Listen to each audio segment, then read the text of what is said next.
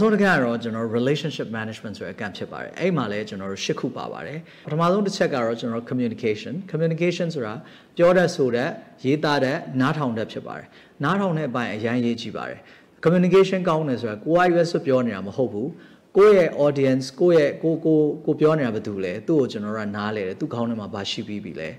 အဲ့ဒါနဲ့ကျွန်တော်တို့ဘယ်လိုချိတ်ပြီးတော့မှဘယ်လိုပြန်ပြောမလဲအဲ့ဒီဟာတွေကိုကျွန်တော်တို့က listening လုပ်ရတာဖြစ်ပါတယ်အခုဆိုလို့ရှိရင်တော့ကျွန်တော်တို့က monologue ဖြစ်နေတာပေါ့နော်ကျွန်တော်ပြောချင်တယ်ပြောနေဒါပေမဲ့ကျွန်တော်ခေါင်းထဲမှာဘာလို့စဉ်းစားရလဲဆိုတော့အခုကြည့်နေတဲ့လူကဘယ်လိုစဉ်းစားနေမလဲသူဘာသိပြီးသားဖြစ်မလဲသူ့ကိုနားလည်အောင်ကျွန်တော်ဘယ်လိုပြောလို့ရမလဲဆိုတဲ့ဟာကိုကျွန်တော်တို့မှန်းပြီးတော့စဉ်းစားနေရတယ်ရှိပါတယ်အဲ့တော့ communication ကတော့နောက်ထပ် chapter တစ်ခုပါတဲ့အတွက်ကျွန်တော်ဒီလောက်ပဲဒီမှာပြောပြစေနောက်တစ်ခုက developing others အဲ့တော့ခုနပြောသလိုပဲလူတိုင်းမှာအားနည်းချက်တွေရှိတယ်နောက်ပြီးတော့သူကအဆင့်ဆင့်တက်ရတာဖြစ်တဲ့အတွက်ဟလာ level မတူတာရှိတယ်ကိုက EQ ကောင်းတဲ့လူဖြစ်လာပြီဆိုလို့ရှိရင်သူတို့ရဲ့အားသာချက်အားနည်းချက်တွေကိုလည်းတွေ့ရတယ်ကိုကသူတို့အုပ်ချုပ်ရတဲ့လူ lead လုပ်ရတဲ့လူဦးဆောင်ရတဲ့လူဆိုလို့ရှိရင်သူတို့ကိုလည်းကျွန်တော်တို့ကတိုးတက်အောင်လုပ်ပေးဖို့လိုတယ်ကိုဝန်ထမ်းတယောက်ခန့်လိုက်တယ်2သိန်းနဲ့2သိန်းနဲ့ဆိုလို့ရှိရင်ဒီလူတယောက်ကိုဟလာ2နှစ်အတွင်းမှာ9သိန်းတန်ဖြစ်လာအောင်ဘယ်လိုလုပ်မလဲ10သိန်းတန်ဖြစ်လာအောင်ဘယ်လိုလုပ်မလဲသူ့ရဲ့အားနည်းချက်တွေကိုဘယ်လိုပြုပြင်ခြင်းအောင်ကျွန်တော်တို့ပြောပေးမလဲအဲ့ဒါတွေလုပ်ဖို့လိုပါတယ်တော်တော်များများmanager တွေတချို့ supervisor တွေမှာအဲ့ skills တွေအားနည်းတယ်ပေါ့နော်ဆိုတော့ကိုယ့်အောက်ကလူတွေမကောင်းဘူးဆိုလို့ရှိရင်လည်းသူတို့မပြောရဲဘူးမပြောချင်ဘူးနော်မုန်းခံမှကြောက်တယ်စသည်အဖြစ်အထက်လူကဥဆောင်တဲ့လူကကိုယ့်အောက်ကလူတွေအားနည်းချက်တွေကိုဘယ်လိုပြုပြင်လာအောင်နော်အဲ့ဒါတွေဘယ်လိုကြော်လွှားနိုင်အောင်လို့ကျွန်တော်တို့အကြံပေးမလဲဆွဲခေါ်မလဲဒါတွေက developing others ပါနောက်တစ်ခုက influence ဆိုတာကကြိုက်တာအောင်မကြိုက်အောင်မကြိုက်တာကိုကြိုက်အောင်မကောင်းမြင်နေတာကိုအကောင်းမြင်လာအောင်အကောင်းမြင်နေတာကိုမကောင်းမြင်လာအောင်ဒါမျိုးလုပ်နိုင်တာ influence ကိုခေါ်ပါတယ်ထိုင်နေတဲ့လူတွေကိုထလာကြအောင်ဒါတွေ influence လုပ်တာပဲဒူဝင်ဒီမကြိုက်ဘူးဆိုတာဒူဝင်ဒီကြိုက်အောင်ကျွန်တော်တို့ပြောပြီးတော့မြည်ကြီးကောင်းတယ်ဘာဖြစ်တယ်အဲ့ဒါ influence ပဲအဲ့ influence ကလည်းအရေးကြီးတယ်ကျွန်တော်တို့လူတွေပါလာအောင်လုပ်ချင်တယ်ဆိုလို့ရှိရင်သူတို့ရဲ့စဉ်းစားပုံတွေသူတို့ရဲ့အပြုအမူတွေကိုကျွန်တော်တို့ဘယ်လိုလွှမ်းမိုးပြီးတော့ကိုယ့်ဘက်ကိုဘယ်လိုပါအောင်ဆွဲဆောင်လဲဆိုတဲ့ဟာ influence အပိုင်းဖြစ်ပါတယ်အဲ့တော့နောက်တစ်ခုကတော့ change catalyst နော်အပြောင်းလဲတွေကအများအားဖြင့်ဖြစ်နေတယ်အဲ့တော့အပြောင်းလဲတွေကိုကျွန်တော်ကောင်းသောအပြောင်းလဲကိုဖြစ်ချင်တဲ့အပြောင်းလဲကိုဖြစ်အောင်ဆောင်ရွက်ပေးနိုင်တယ်လို့ change ကိုဘယ်လိုဦးဆောင်တယ်လဲစီမံခန့်ခွဲနိုင်တယ်ဒါတွေလည်းလုပ်တတ်ဖို့လိုတယ်အဲ့တော့ခုနကအကန့်3ကန့်မှာပါတဲ့ကိစ္စတွေကျွန်တော်တို့လှုပ်လာနိုင်ပြီဆိုလို့ရှိရင်ဒီနောက်ဆုံးအကန့်အဟာတွေကလှုပ်လို့ရလာတယ်နော် change catalyst ဆိုကိုယ့်အောက်ကလူတွေကိုနားလေတယ်ကိုယ့်အကူနားလေတယ်သူတို့ကြောက်နေတယ်ဆိုတော့သူတို့ဘယ်လိုဆွဲခေါ်မလဲဒီအပြောင်းလဲကိုလက်ခံလာအောင်ဘယ်လိုပြောယူမလဲဒါတွေကျွန်တော်တို့နားလေတယ်ဆိုရင်ဒါ change catalyst ဆိုတဲ့ကျွမ်းကျင်မှုကိုလည်းကျွန်တော်တို့မြင့်တင်နိုင်မှာဖြစ်ပါတယ်အဲ့တော့ change management ကလည်းကျွန်တော်တို့နောက်ထပ်တခြား module တွေမှာ cover လုပ်ပါလိမ့်မယ်နော်နောက်တစ်ခုက conflict management conflict ဆိုတာပဋိပက္ခတွေဖြစ်နေတယ်မတည့်ကြဘူးဟုတ်လားကိုယ်နဲ့မတည့်တာရှိမယ်သူတို့ချင်းချင်းမတည့်တာရှိမယ်ဒါတွေကျွန်တော်တို့ပြေလည်အောင်ဘယ်လိုညှိနှိုင်းပေးမလဲဒါတွေလုပ်မယ်ဆိုလို့ရှိရင်လည်းခုနပြောတဲ့ empathy ဆိုတာအရေးကြီးလာပြန်ပြီဟုတ်လား communication ဆိုတာအရေးကြီးလာပြီ empathy ဘာကြောင့်မလို့အချင်းချင်းမကြည်ကြတာလဲဒါမျိုးတွေသိရမယ်သူတို့အချင်းချင်းအဆင်ပြေအောင်ကျွန်တော်တို့ဘယ်လိုချိတ်ဆက်ညှိနှိုင်းပေးမလဲဒီလိုကိစ္စတွေကျွန်တော်တို့ဆောင်ရွက်မှာဖြစ်ပါတယ် conflict management ဆို conflict management ကလည်းဒါတီးခြားလေ့လာလို့ရှိရင်အများကြီးကျွန်တော်တို့ရှိပါသေးတယ်နောက်တစ်ခုက building bonds ဆိုတာကယုံကြည်မှုတွေတည်ဆောက်နိုင်ရမယ်နော်ခင်မင်မှုတွေတည်ဆောက်နိုင်ရမယ်တွေ့သွားတယ်လူတွေနဲ့တွေ့ရဆိုလို့ရှိရင်သူတို့နဲ့ဘယ်လိုပေါင်းစည်းပြီးတော့ချက်ချင်းခင်သွားအောင်လုပ်နိုင်လဲဒါတွေကလည်းကျွမ်းကျင်မှုတွေပဲเนาะတချို့လူတွေဆိုလို့ရှိရင်အဲ့ဒါတွေမလုပ်နိုင်ဘူးဘယ်သူနဲ့မှစကားမပြောဘယ်သူနဲ့မှမခင်ဘူးဆိုတာမျိုးတွေဖြစ်နေတယ် visionary leadership inspirational leadership ဆိုတာလေးပြောချင်ပါတယ်အဲ့တော့ leader ဖြစ်ဖို့ဆိုရင်ကျွန်တော်တို့ဘာလုပ်တယ်လို့ထင်လဲခေါင်းဆောင်ပေါ့နော် leadership ဆိုတာခေါင်းဆောင်ခြင်းအဲ့တော့ leader ဖြစ်ဖို့ဘာလုပ်တယ်ထင်လဲleader ဖြစ်ဖို့နောက်လိုက်လို့ပါတယ်เนาะဒီလိုပြောကြတယ် leader ဖြစ်ဖို့ဘာလို့လဲနောက်လိုက်လို့တယ်ဒါဆိုလို့ရှိရင်ခွေးတကောင်ကနောက်ကနေအမီးလေးနှံ့ပြီးတော့ခင်ဗျားနောက်ကနေရှောက်လိုက်နေခင်ဗျား leader ဖြစ်လားleader ဖြစ်တယ်လို့ပဲပြောအောင်ခွေးနောက်ကအမီးနှံ့ပြီးလိုက်ရင် leader ဖြစ်တယ်ဘာလို့ဖြစ်လဲကျွန်တော်ပြောပြမယ်ပထမတစ်ချက်ဒီအဲ့ခွေးဒီခင်ဗျားကိုလိုက်ဟန်နေတာမဟုတ်ဘူးခင်ဗျားခွေးလိုက်လို့ပြေးနေတာမဟုတ်ဘူးအဲ့ခွေးကခင်ဗျားကိုဒေါသထွက်ပြီးလိုက်ကြိုက်နေတာမဟုတ်ဘူးကိုကတခုလောက်တော့မယ်ဆိုလို့ရှိရင်နောက်ကနေဟာအဓိပ္ပာယ်မရှိဘူးဘာမှမသိဘူးဒီလိုမျိုးတွေပြောတယ်ဆိုလို့ရှိရင်ခင်ဗျားအဲ့ဒါ follower မဟုတ်ဘူးအဲ့ follower ရဲ့သင်္ကေတသည် तू ကဘာလုပ်တာခင်ဗျားနောက်ကိုပျော်ကြီးလိုက်တာခုနခွေးကအမိနှံ့ပြီးလိုက်တာခင်ဗျားကျိုးနဲ့ဆွဲစရာမလိုဘူးသူကသူပျော်ပြီးလိုက်တာအဲ့တော့ follower ဆိုတာဒီစိတ်ပါလက်ပါနဲ့နောက်ကလိုက်လုပ်တဲ့လူရှိရင်ခင်ဗျား leader ဖြစ်တယ်ဆိုတဲ့သဘောအဲ့တော့ leader ဖြစ်ဖို့ကနောက်ဘာထပ်လို့လဲအဲ့တော့ leader ဖြစ်တယ်ဆိုတာကောင်းတာမကောင်းတာနဲ့မဆိုင်ဘူးရှေ့ရလူကနောက်ကလူကိုဆွဲနိုင်တယ်ဆို leader ဖြစ်တာပဲသမိုင်းမှာပြန်ကြည့်လို့ရှိရင်မကောင်းတဲ့ leader တွေအများကြီးပဲဟဲ့လား Hitler leader ပဲဒေဝရလည်း leader ပဲဒေဝရမြတ်စွာဘုရားရှိရအောင်မှာဒေဝရနောက်ကိုလိုက်သွားရဟန်းနေရှိတယ်အဲ့ပြီးလို့ရှိရင်ကျွန်တော်တို့ဟလာအစာတသက်မင်းဆိုရင်ဒေဝရနောက်ကိုလိုက်သွားရဆိုဒါပါလဲဆိုတော့ leadership ဆိုတာgood and evil နော်ဟိုဇာရိတကောင်းခြင်းမကောင်းခြင်းအဲ့ဒါပြောတာမဟုတ်လူဆိုးတွေကိုခေါင်းဆောင်နိုင်လူဆိုးခေါင်းဆောင်ဖြစ်တာပေါ့နော်အဲ့ခုနပြောခွေးလေးနောက်ကလာရင်ခွေးခေါင်းဆောင်ဖြစ်တာပေါ့နော်ဆိုတော့ဟိုခွေး leadership တော့ရမှာပေါ့လေထားပါတော့အဲ့တော့ဒါပေမဲ့ဘာလို့ဆိုလို့လဲဆိုတော့ leader နောက်ကနေ follower ဘာလို့လိုက်ချင်လဲဘာလို့လိုက်ချင်လဲ leader ဒီ vision ရှိရမယ် leader ဒီနောက်ကရှေ့ရသွားမဲ့လူကနောက်ကမမြင်တဲ့ဟာတွေကိုရှေ့ကနေမြင်နေရမယ်ဟာငါတို့ဒီလိုလုပ်မှာဟိုလိုလုပ်မှာဒါတွေဖြစ်အောင်လုပ်ချင်တယ်နောက်ကလူတွေကကြည့်လိုက်တယ်ဟာတိတ်ကောင်းတာပဲအဲ့ဒါဖြစ်လာရင်တိတ်ကောင်းတာပဲဆိုနောက်ကလူကအဲ့ဆိုကျွန်တော်တို့လည်းလုပ်မယ်ကျမတို့လည်းလုပ်မယ်ဆို leader ဒီ vision ရှိဖို့လိုတယ်ခုနပြောတဲ့ achievement orientation ဆိုတော့ကိုယ့်အကိုဘာလုပ်ချင်လဲဆိုတာလည်းသိဖို့လိုတယ်အဖွဲ့အစည်းတစ်ခုမှာဆိုလို့ရှိရင်ကျွန်တော်တို့အဖွဲ့အစည်းဆိုတာလူတွေနဲ့ဖွဲ့စည်းထားတာနော်လူတွေဖွဲ့စည်းထားတာခုနခန္ဓာကိုယ်ကြီးကိုစိတ်ကဥဆောင်တဲ့ကဲ့သို့အဖွဲ့အစည်းမှာလည်းခေါင်းဆောင်တွေကနေပြီးတော့သူတို့ရဲ့ vision နဲ့ဥဆောင်ရတယ်သူတို့ရဲ့ဖြစ်ချင်စိတ်ဆိုတာဒီဘယ်ကအဲ့ချင်စိတ်တွေအဲ့ဒီ motivation တွေအဲ့ဒီခုနပြောတဲ့ဘယ်ဥတီမလဲဆိုတဲ့နော်ရည်မှန်းချက်တွေအဲ့ဒါတွေရှိတော့မှအောက်ကနောက်ကလူတွေကတခါတည်းလိုက်လာတာဖြစ်တယ်အဲ့တော့နံပါတ်1အရေးကြီးတာဒီအဲ့ဒီ vision ရှိဖို့လိုတယ် leader ဒီမြင်နေရမယ်နော်သူများတွေမမြင်တာတွေမြင်နေရအဲ့မြင်တဲ့ဟာကိုနံပါတ်2က vision sharing နောက်ကလူတွေမြင်အောင်ပြောရတယ်ဟာငါတော့ဒီလိုတွေလှုပ်ချင်တာသိလားဟာဒီမှာဆိုရင်ဒီလိုစောက်လိုက်လို့ရှိရင်ဘယ်လိုကောင်းသွားမှာဘယ်လိုလှသွားမှာဒါဆိုလို့ရှိရင်ဘယ်လိုတွေအဆင်ပြေသွားမှာဒါတွေပြောတယ်နောက်ကလူတွေကဒါကိုလက်ခံနဲ့ယုံကြည်တယ် vision ရှိရမယ် vision sharing လုပ်နိုင်ရမယ်နောက်အရေးကြီးတာ trust အပြန်အလှန်ယုံကြည်မှုရှေ့ရလူကလည်းနောက်ကလူယုံရမယ်နောက်ကလူကလည်းရှေ့ရလူယုံရမယ်ရှေ့ရလူကနောက်ကလူကိုမယုံရင်ဒီသူတွေတော့အဆင်မပြေပါဘူးငါတော့ဒုက္ခရောက်တော့မယ်အဲ့ဒါဆိုလည်းမဖြစ်လာဘူးနောက်ကလူရဲ့ရှေ့ရလူကိုယုံရမယ်ဒီပုဂ္ဂိုလ်ကတကယ်လုံးမှာတကယ်ချမှာဖြစ်အောင်လုပ်မှာအဲ့လိုမျိုးယုံကြည်မှုနှစ်ဖက်ရှိတော့မှအဲ့ဒီယထာကြီးကစပြီးတော့ချိတ်ဆက်မိစွာနဲ့ရွေ့တခါလေကြာရင်ကျွန်တော်တို့ကနောက်ကလူတွေကိုယုံကြည်မှုပြတ်လာတယ်ဒီကောင်တွေကတော့အဆင်မပြေဘူး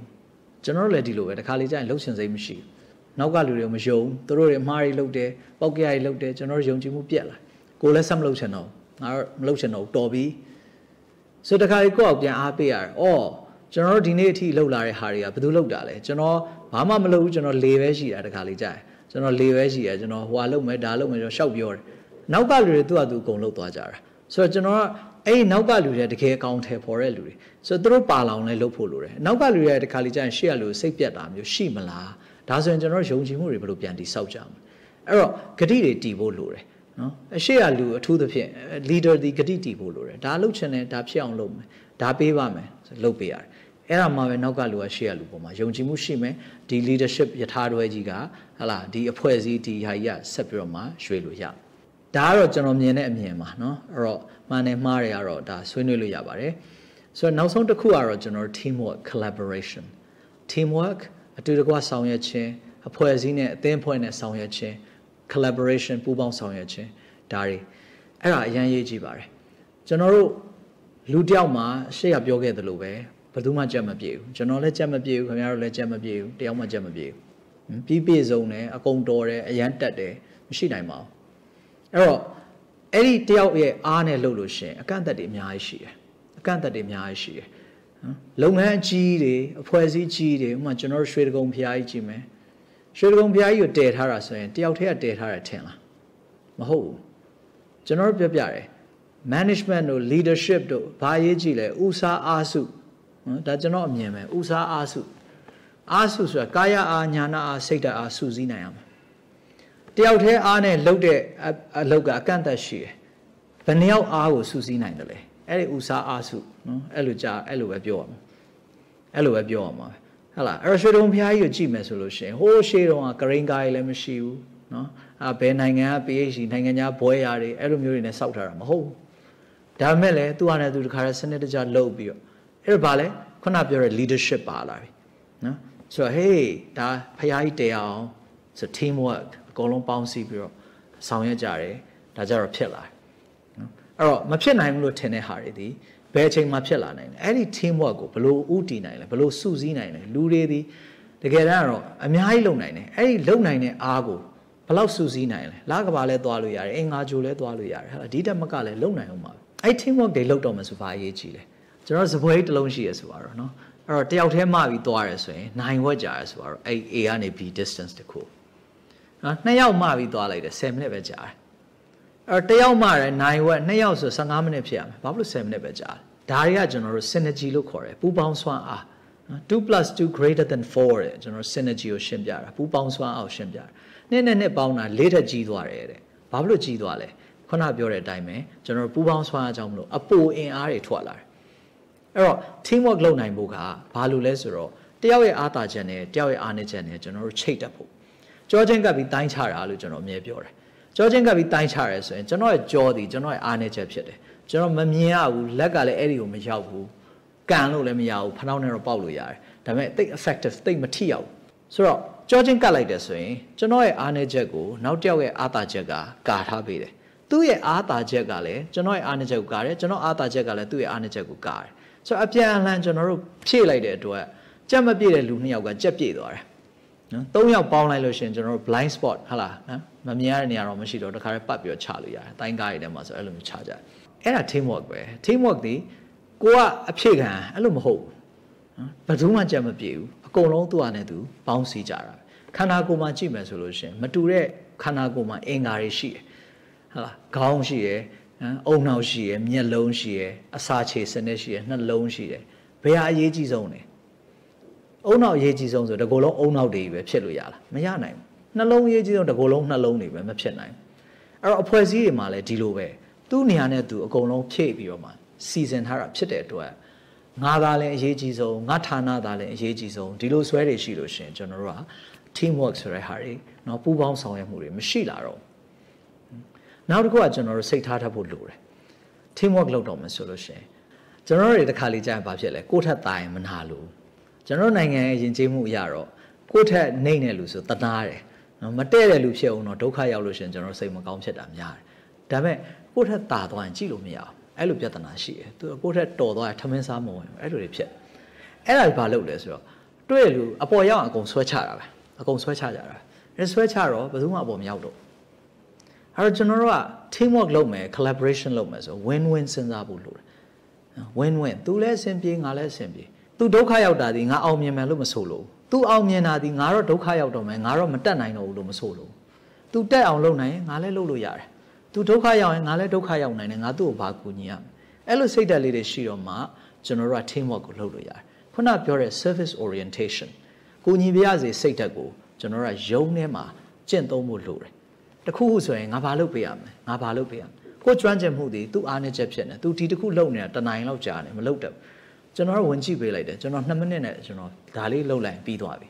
ဟောကျေးဇူးတင်လိုက်တာကျွန်တော်လည်းတစ်ချိန်ကျလိုတဲ့ခါကြလို့ရှိရင်နောက်တစ်ယောက်ကလာကူသွားမှာပဲအဲ့လိုနဲ့ပဲကျွန်တော်တို့ကကိုလုံနိုင်တာအထက်အများကြီးပိုကြီးတဲ့အလုပ်တွေကိုဂျိတ်ဆက်မိသွားလို့ရှိရင်လုပ်လို့ရတယ်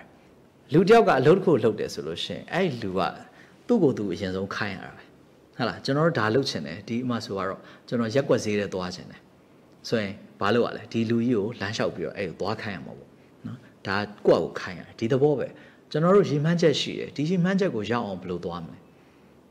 ကိုယ့်ကိုအရင်ခိုင်းရတယ်ခိုင်းလို့မလောက်တော့ဘူးဆိုရင်လူတွေခြေတွေလက်တွေခေါင်းတွေတိုးရတယ်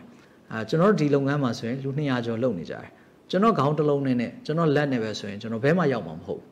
နော်အဲ့တော့ဗာလဲကိုယ့်ထက်တော်တဲ့ဆရာကြီးတွေဆရာမကြီးတွေရှိတယ်အကုန်လုံးဝိုင်းပြီးတော့ဆောင်ရွက်ကြတယ် level စုံနေရာစုံဒီလိုလုပ်တော့မှကျွန်တော်တို့ခြေစုံလက်စုံဖြစ်သွားတော့မှကျွန်တော်တို့ကဒီထက်ပိုကြီးရဲ့အလုပ်တွေလုပ်လို့ရတဲ့သဘောပဲအဲ့အတွက်ကြောင့်မလို့အချုပ်ပြောရလို့ရှိရင် teamwork leadership ဒီတစ်ခုလုံးရဲ့အနှစ်လောက်ရှိတယ်အဲ့အတွက်ကြောင့်မလို့ကျွန်တော်တို့အချုပ်ပြောရလို့ရှိရင် teamwork နဲ့ leadership ဒီ EQ အားလုံးရဲ့အချုပ်လောက်မှရှိတယ်နော်ကျွန်တော်တို့ EQ တွေဘာလို့လုပ်လဲလူအများကြီးနဲ့အလုပ်လုပ်တတ်အောင်တော်တဲ့လူတွေနဲ့အလုပ်လုပ်တတ်အောင်နော်လူအများကြီးနဲ့အလုပ်လုပ်ဖို့ဆိုလို့ရှိရင်ခင်ဗျားကိုစိတ်တော်အောင်လုပ်မဲ့လူရှိတယ်စိတ်ညစ်အောင်လုပ်မဲ့လူရှိတယ်စိတ်တော်အောင်လုပ်တာတော့မဟုတ်သူ့အလုပ်သူလုပ်တာပဲဒါပေမဲ့ခင်ဗျားစိတ်တိုးစရာကြီးဖြစ်တယ်အဲ့ဟာတွေကိုခင်ဗျားကိုယ့်အကိုဘယ်လိုထိမလဲတခါလေအရန်တော်တဲ့လူတွေရှိတယ်အရန်တော်တဲ့လူတွေသူတို့ကသူတို့စဉ်းစားတယ်ခင်ဗျားနဲ့သဘောတူချင်မှတူမယ်ကိုပြောတာပဲခိုင်းတာပဲလုပ်တဲ့လူဆိုလို့ရှိရင်တော့အဲ့ဒါတွေမလို့ခင်ဗျားကိုစိတ်ရှုပ်အောင်မလုပ်သူတို့ကအရန်တော်တဲ့လူတွေဆိုလို့ရှိရင်ခင်ဗျားကိုစိတ်ရှုပ်အောင်လုပ်မှာပဲအဲ့ခါကြလို့ရှိရင်စိတ်ရှုပ်တယ်ဆိုတာကိုနဲ့တဟဇာတဖြစ်ချင်မှဖြစ်အဲ့ခါကျရင်ရောခမည်းပါခမည်းပဲ manage လုပ်ရမှာဆိုဟိုးထိတ်ကိုပြန်ရောက်သွားတယ် ကိုယ့်ရဲ့ feeling တွေ manage ပြန်လုပ်ရတယ်ကိုယ်ခံစားချက်တွေပြန်သိအောင်လုပ်ရတယ်လူအများနဲ့လုံနိုင်ဖို့ဟုတ်လားမတော်တဲ့မတူညီတဲ့ကျွမ်းကျင်မှုတွေပါဝင်တဲ့လူတွေနဲ့လုံနိုင်ဖို့ဆိုတာကဘာလို့ ရလဲဆိုအဲ့ဒီ EQ ကိုပဲပြန်ပြီး manage လုပ်နေတာတစ်ချိန်လုံးကိုယ့်တဲ့ညံ့တဲ့လူတွေကိုပြောတာပဲလုပ်တဲ့လူတွေဒါလွယ်အဲ့ဒါပါပဲ EQ ရဲ့နောက်ဆုံးအနှစ်သာရကခုန visionary leader inspirational leader နော်လူအများကြီးကိုဘယ်လိုဦးစားအားစုလုပ်ကြမလဲကိုမကျွမ်းကျင်တဲ့ဟာတွေလည်းလုပ်ရမှာပဲကျွန်တော်တို့ကာတွန်းထုတ်တယ်ပူတက်ကာတွန်းထုတ်တယ်ပူတက်ကာတွန်းဆိုကာတွန်းဆရာကြီးအများကြီးပဲကျွန်တော်ကာတွန်းလည်းမစွဲတော့ဘူးဒါမဲ့လည်းလုပ်နေတာပဲဘာဖြစ်လို့လဲဆရာကြီးဆရာမကြီးတွေဟလာအကုန်လုံးသူ့ဟာသူတို့လည်းပျော်ပျော်ရွှင်ရွှင်ရှိအောင်ကျွန်တော်တို့စူးစီးပြီးတော့လုပ်ရတာဒီသဘောပဲအဲ့တော့ EQ ကျွမ်းလာတာနဲ့အမျှခင်ဗျာလူမျိုးစုံနဲ့ပေါင်းဖက်လို့ရမယ်လူမျိုးစုံနဲ့အောင်မြင်အောင်အလုပ်တွေလုပ်နိုင်မယ်ဆိုတဲ့အတွက် EQ ကအရန်အရေးကြီးတဲ့ topic တစ်ခုဖြစ်ပါတယ်ကျေးဇူးတင်ပါတယ်